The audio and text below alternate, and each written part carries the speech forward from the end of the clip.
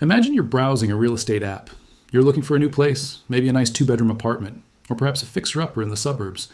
Now imagine the President of the United States does the same thing, but instead of a condo, he clicks on an island the size of Western Europe. Today, we are talking about Greenland.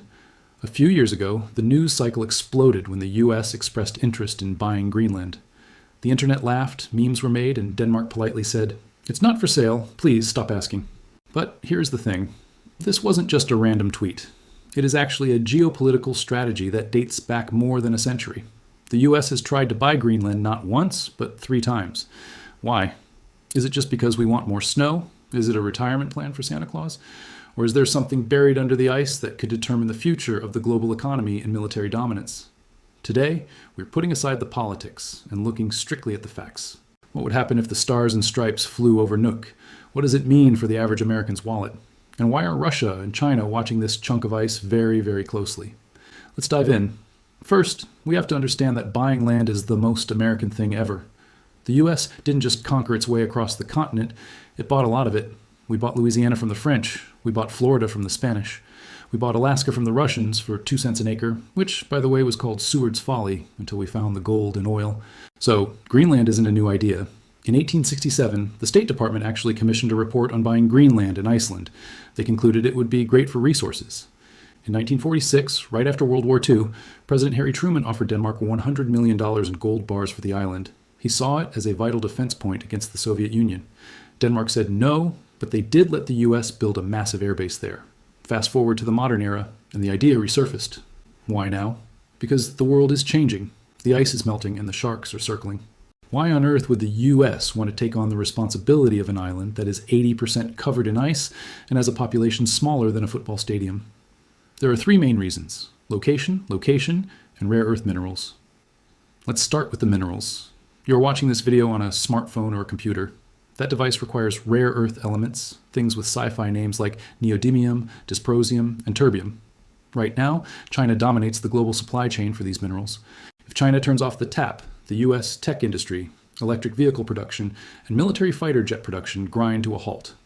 Greenland is sitting on estimated reserves of nearly 40 million tons of rare earth oxides. That is enough to power the electric car revolution for decades. Owning Greenland would essentially break China's monopoly on the materials needed for the 21st century. Then there are the Arctic routes. Global warming is bad news for the planet, but ironically, it's great news for shipping companies. As the Arctic ice melts, new shipping lanes open up. A trip from Shanghai to Rotterdam over the top of Russia is thousands of miles shorter than going through the Suez Canal. Greenland is the toll booth for the North Atlantic. Whoever controls the coastlines controls the future of global trade. And finally, the military. We already have Thule Air Base in Greenland. It's the US military's northernmost base. It houses missile warning sensors that detect ICBMs coming over the North Pole. But relying on a lease with Denmark is different from owning the land. In a world where Russia is militarizing the Arctic and China is calling itself a near-Arctic state, the US wants to lock down the North American approach permanently. Okay, so the generals and the CEOs get what they want. But what about you, the taxpayer? If the US actually managed to acquire Greenland, how does that change your life? Let's break down the pros and cons. First, resource security. If the US controls the mines in Greenland, the cost of high-tech goods could stabilize. We wouldn't be subject to trade wars with adversaries over the batteries in your Tesla or the chip in your iPhone.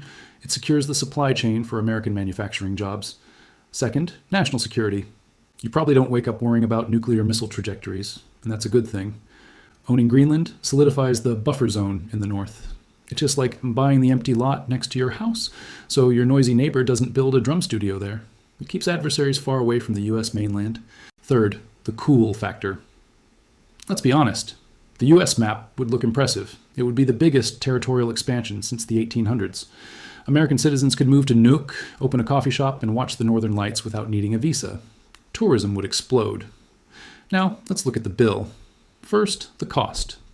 Denmark currently subsidizes Greenland with a block grant of over $500 million a year. That's just to keep the lights on. If the US takes over, the American taxpayer picks up that tab. That's not even counting the purchase price, which could be in the trillions, or the cost of building infrastructure in a place where roads literally cannot exist because the ground moves. Second, the social challenge. Greenland isn't empty. It is home to 56,000 people, mostly Inuit, with their own language, culture, and parliament. They aren't inventory to be bought.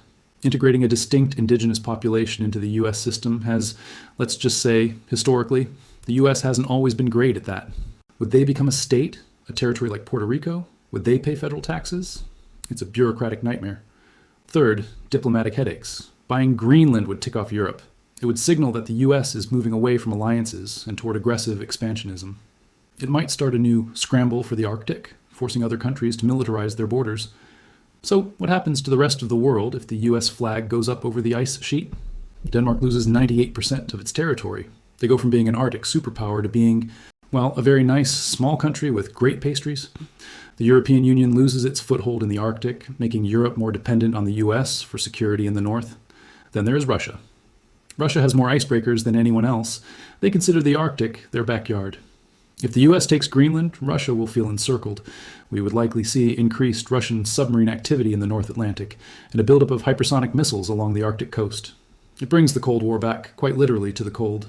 And China, this is the big one. China calls its Arctic strategy the Polar Silk Road. They have been trying to invest in Greenland for years, building airports, buying mines. The US blocked those deals. If the US owns the island, China is locked out of the North American Arctic. They would be forced to rely entirely on Russia for polar access, which complicates the relationship between Beijing and Moscow. So can it actually happen? Technically, sovereign nations don't really sell people and land anymore like they did in the 1800s. The idea of writing a check for a country is outdated. The people of Greenland have the right to self-determination. If they want to be independent, they will be independent. If they want to join the US, that is a vote they would have to take. However, there is a middle ground. We might not see a purchase, but we will likely see a massive increase in US investment. We might see the US consulate in Nuuk growing larger. We might see direct aid packages to Greenland, bypassing Denmark. The US strategy is essentially, if we can't buy the house, we will pay the rent, fix the roof, and become the best tenant you've ever had, so you never let anyone else move in. So, does the US want to take Greenland? Yes. The strategic value is undeniable. Is it going to happen tomorrow? Probably not. But the next time you look at a globe, don't just see a big white blob at the top. See it for what it is, the world's most valuable parking lot, sitting right between the superpowers of the East and the West. And hey, if it does happen, at least American taxpayers might finally get a discount on ice cubes. Thanks for watching. If you enjoyed this deep dive into Arctic geopolitics, hit that like button and subscribe. Let me know in the comments. If you could move to Greenland tomorrow as a US citizen, would you do it? Or is it too cold for your taste? See you in the next one.